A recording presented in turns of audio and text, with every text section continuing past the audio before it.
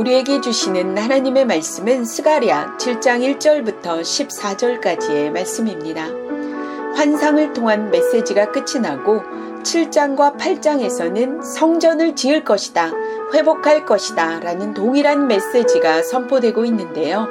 1절을 보니 다리오 왕 4년 9월 4일입니다. 이때는 518년 9월 4일에 임한 하나님의 말씀입니다. 7장과 8장에는 만군의 여호와라는 단어가 23번이나 반복하여 기록되어 있는데요. 이것은 강조하기 위해서입니다. 반드시 하나님께서 이루시겠다고 하는 강한 의지가 담겨져 있습니다. 이스라엘 백성들이 바벨론으로 끌려간 것은 하나님의 율법을 들어도 지키지 않았던 불순종 때문이었는데요. 그래서 하나님께 회개하고 돌이키기 위한 모습으로 금식을 하였습니다. 이스라엘 백성들은 바벨론 포로로 끌려가서 1년에 4번 금식을 하였는데요. 4월의 금식은 예루살렘의 함락을 기억하며 금식하였고, 5월의 금식은 예루살렘의 성전이 파괴된 것을 기억하면서 금식하였으며, 7월의 금식은 총독 그달랴가 암살되었던 사건을 기억하며 금식하였고, 10월의 금식은 바벨론의 느부갓네살 왕이 예루살렘을 포위하기 시작한 것을 기억하며 하였던 금식입니다. 여호와께 은혜를 구하기 위하여 베델 사람들이 와서 금식을 계속해야 하는지에 대해 질문을 하자 하나님의 대답이 5절과 6절에 기록되어 있는데요. 메시지 성경은 이렇게 기록합니다.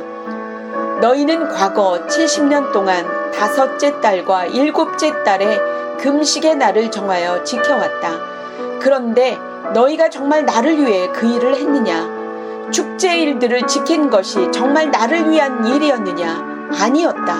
나는 사람에게 관심이 있는데 너희는 종교에 관심이 있다라고 하고 있습니다. 이스라엘 백성들이 하는 금식과 하나님이 생각하시는 금식이 달랐습니다.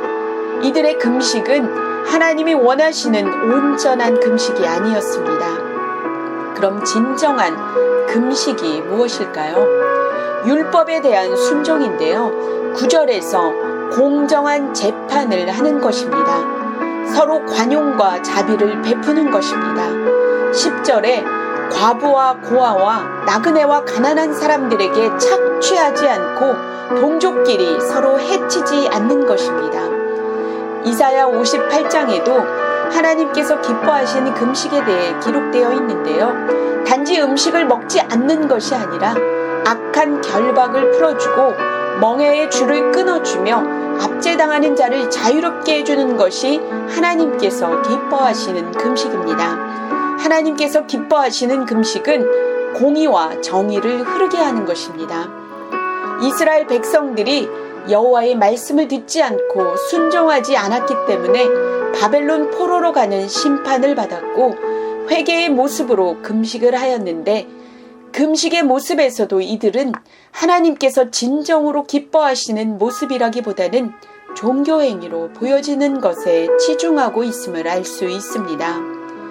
하나님께서 진정으로 원하시는 것은 어떤 행위가 아닌 하나님의 말씀에 귀를 기울이고 청종하는 것, 이웃을 사랑하며 하나님의 공의와 정의를 흐르게 하는 것입니다. 큐티의 안목 애청자 여러분, 오늘 우리는 어떤 종교적인 행위들을 하며 하나님 나 이렇게 하지 않았습니까? 왜 회복시켜주지 않으십니까? 라고 하는 것은 없을까요? 이제 종교 행위를 그쳐야 합니다. 하나님께서는 우리가 어떤 것을 해야 회복을 주시는 분이 아니시고, 우리의 마음을 드릴 때 이제라도 돌이키시는 분이심을 기억하시기 바랍니다. 기도하겠습니다. 사랑하는 하나님, 누구를 위한 금식인가? 라는 질문을 하게 됩니다. 오늘 우리의 신앙생활이 누구에게 보이기 위한 종교생활은 아닌지 또한 생각하게 됩니다. 하나님께서 기뻐하시는 삶을 살아갈 수 있도록 우리에게 하나님의 성품인 자비와 인애와 긍휼의 마음을 부어주셔서 그것들이 흘러가게 하여 주옵소서. 그래서 누군가에게 결박이 압제가 풀어지고 자유롭게 되어지는 회복의 은혜가 임하게 하여 주옵소서. 하나님의 말씀에 청종하게 하셔서 우리의 삶이 포로의 삶이 아닌 아들, 딸의 삶을 살아가게 하여 주옵소서. 회복하시는 만군의 여호와라 말씀하시는 우리 주 예수 그리스도의 이름으로 기도합니다.